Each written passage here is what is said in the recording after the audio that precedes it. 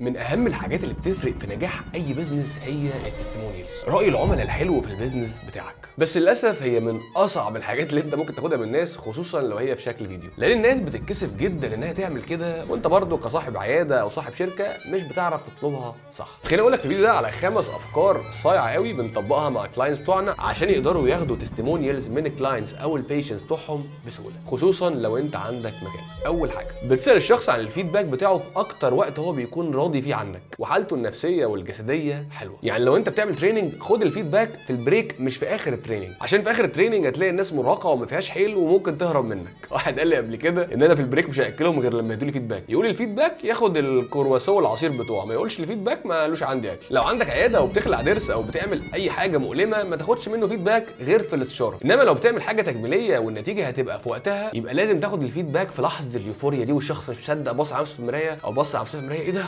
الله ده انا حلو قوي، ده انا مش عارف. بس ده احلى جينوين فيدباك في الدنيا، بيتعمل بيه اعلان يجيب ليدز برخص التراب. تاني فكره، لو عندك مكان ممكن ان انت تعمل فوتو بوث.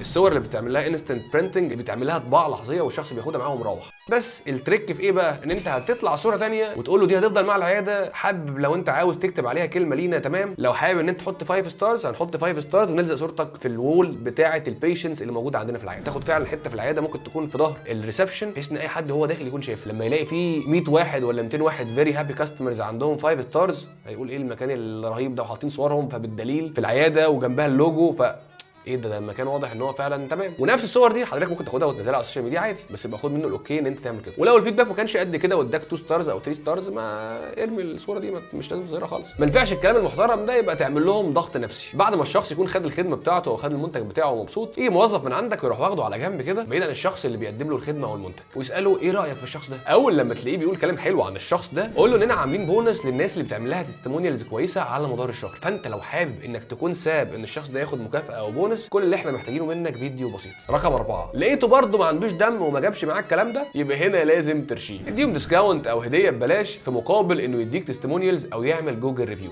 كنت في مكان قبل كده بيعمل كرايو ثيرابي، فلقيتهم بعد ما خلصت قعدوني كده وشربوني شاي ازرق، كان اول مره في حياتي اشوفه، بس كان طعمه حلو الصراحه. وبعدها قالوا لي ايه رايك تاخد السيشن اللي جايه بديسكاونت 50% بس في مقابل ان انت تعمل لنا جوجل ريفيو. رقم 5، لو لقيت مفيش اي امل ان هو يسجل لك فيديو او حتى يكتب لك كومنت او جوجل ريفيو، لو انت عندك عياده قول له طيب اتليست نستخدم صورتك بيفور اند افتر. دول كده بعض الطرق اللي انت ممكن تستخدمها عشان خاطر تاخد فيدباك وتستيمونيالز من الناس باسهل طريقه ممكنه. طبعا لو انت حابب ان انت تسكيل البيزنس بتاعك بشكل اكبر، او حابب ان انت تحسن الريفينيو بتاع البيزنس بتاعك عن طريق السيلز اند ماركتنج، فاحنا احسن ايجنسي انت ممكن تشتغل معاها.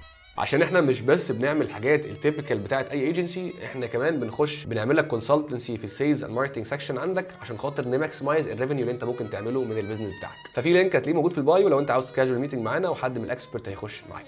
انا كريم حنفي، سلام.